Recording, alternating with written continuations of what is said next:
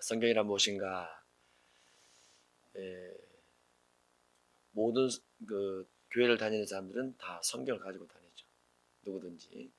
왜냐하면 성경이 교회의 교과서이기도 하고 목사님의 교과서이기도 하고 성도들이 반드시 가지고 또는 들으면서 익혀야 할 하나님 말씀이다 그러기 때문에 성경이 무엇인가를 아는 것은 굉장히 중요하다고 볼 수 있습니다. 성경은 여러 세기에 걸쳐서 여러 경로를 통해서 우리 손에 들게 되었습니다. 원래는 우리나라에 없었죠. 없다가 최초 번역본이 1962년에 만들어진 걸로 알아요. 저희 나라에서 1962년에 만들어지면서 이제 그 뒤로 재판을 거듭하고 쭉 하면서 지금까지 오게 됐는데, 굉장히 많은 과정들, 또 굉장히 많은 수고, 굉장히 많은 고난, 이런 것들을 통해서 성경이 우리 손에 들어왔다 이렇게 볼 수 있습니다. 하나님께서 성경을 그렇게 여러 과정을 통해서, 오랜 기간을 통해서라도 그 성경에 제작된 중동, 이스라엘 민족에서 보면 거의 땅끝이라 볼 수 있는 아시아, 또 한국에 성경을 전달시키신 이유는 한국에 있는 사람, 구원받을 사람이 있기 때문에 그랬다 이렇게 볼 수 있죠. 그래서 하나님이 그렇게 성경을 전달해 주셨는데, 아직도 복음에 들어가지 못한 지역은 성경이 없는 지역이 굉장히 많아요. 그리고 하나님은 그들에게도 또한 성경이 전달되기를 원하고 계십니다. 그 성경이 우리 손에 들려지기까지 많은 과정을 거쳤지만은 성경의 주제에 대해서 아는 사람이 별로 없어요. 성경 주제는 무엇인가? 라고 질문을 던져보면은 대부분 성경 주제를 여기저기 막 넘겨봅니다. 주제가 어딨나 하고.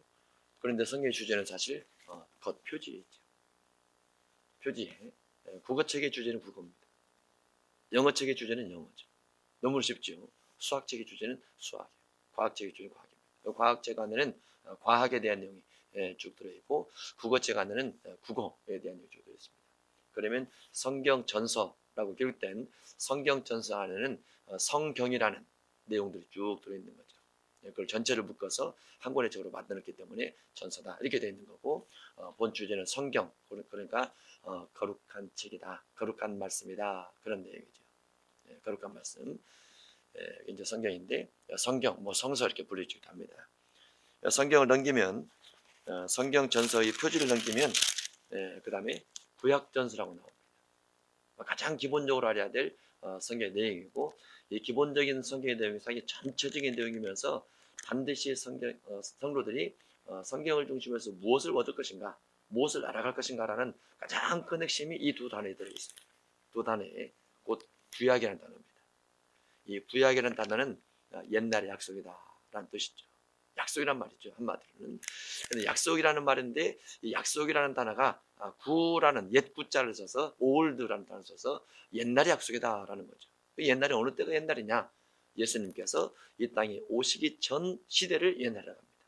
성경에서 말할 때는. 그래서 예수님이 이 땅에 오시기 전 시대, 곧 그 시대를 구약 시대라고 말을 하죠. 그리고 그 구약 시대에 하나님께서 하나님의 백성들에게 거룩한 책을 건네줬고, 그 거룩한 책의 내용을 따라 거룩한 삶을 살아라고 말씀하신 것이 구약 전서입니다. 그래서 구약 전서는 거의 대부분 약속으로 되어 있습니다. 약속. 이 약속이 하나님께서 아담을 통해서 약속하신 것이고, 노아 통해서 약속하신 것이고, 아브라함, 이삭, 야곱을 통해서 약속하신 것이 있어요. 그런데 아담과 노아와 아브라함, 이삭, 야곱을 통해서 약속하신 약속은 많지 않습니다.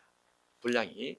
비록 아담부터 해서 야곱까지 해서 창세기 50장이 기록이 되어 있지만은 그 분량은 많지 않아요.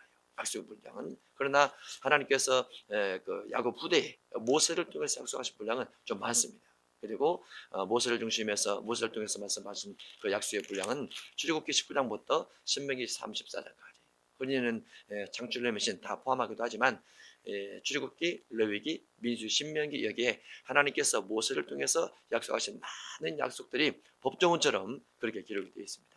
그래서 구약시대는 예수님께서 오실 때까지 하나님께서 모세를 중심해서 말씀하신 그 약속의 말씀들이 구약 1500년, 그 다음에 더 깊게는 아담까지 거슬러 올라가서 구약 4000년 전체를 모세율법을 중심해서 거의 다 적용받는다, 그렇게 볼 수 있습니다. 그래서 구약을 중심한 사람이라면 반드시 구약에 있는 법정을 알아야 되고 구약에 있는 약속을 알아야 되는데, 그래서 구약전서라고 되어 있는데 그 구약전서는 구약에만 해당됩니다. 예수님께서 오시기 전 옛날의 약속은 그게 맞아요. 그런데 예수님께서 오셔서 이 옛날 약속들을 바꾸십니다. 뭘로 바꾸냐면 새로운 약속들로 바꾸십니다. 그래서 새로운 약속으로 바꾸는 그 과정에 예수님의 어떤 여러 가지 사건들이 기록이 되어 있고 예수님의 피 흘리심과 죽으심이 있게 됐는데, 예수님께서 그 공생의 과정 속에서 말씀하셨던 많은 약속의 부분들이 새로운 약속으로 들어오게 되는 거죠. 그래서 신약은 새로운 약속들은 신약이라 이렇게 이름하게 됩니다. 그러면 구약은 예수님께서 오시기 전 사람들에게 맞는 약속들, 곧 법이요. 신약은 예수님께서 오셔서 하신 말씀으로 예수님 이후에 주어진, 믿는 사람들에게 주어진 새로운 약속들에 대한 말씀이다라고 보셨습니다. 그런데 그 과정 속에 옛날의 약속을 가지고 살던 사람들이 있었어요.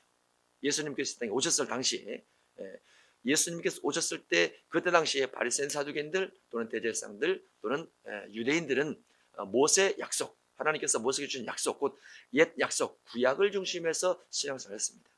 예수님께서 오셔서 그 구약의 모든 약속들을 새로운 약속, 곧 신약으로 바꾸시면서 했던 많은 말들에 대한 내용이 기록됐는데, 예수님 당시의 사람들은 이 두 가지 법을 다 적용을 받습니다. 그래서 구약도 적용받고 신약도 적용받는데, 예수님께서 신약을 더 강조하시고 많이 말씀하시다 보니 구약과 맞지 않는 부분 속에서 갈등이 주어지게 됩니다.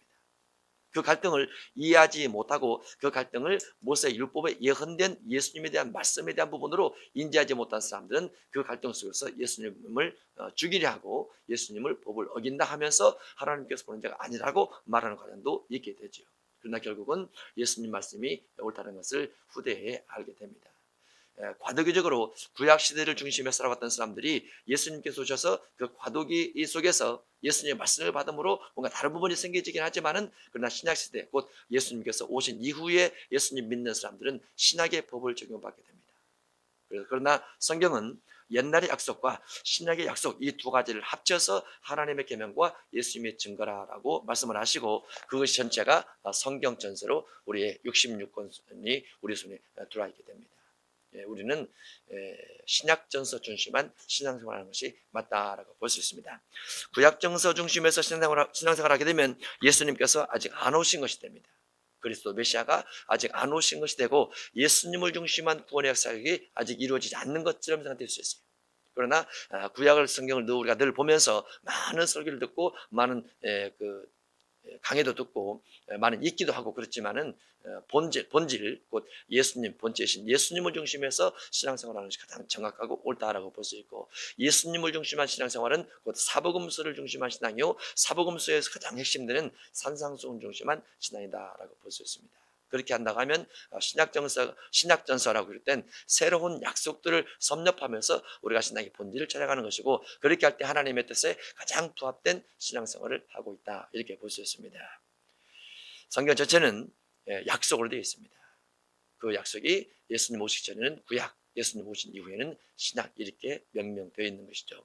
그래서 66권 전체가 약속의 책이라고 하는 것이 맞습니다.